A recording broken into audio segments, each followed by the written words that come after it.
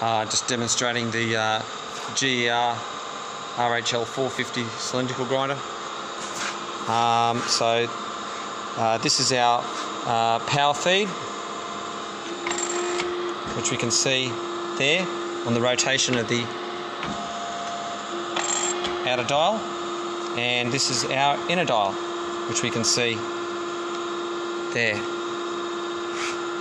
And we can see if we look very closely that this is moving, but it's almost imperceptible, but you can tell from the rotation of the hand wheel that it's moving fine both ways.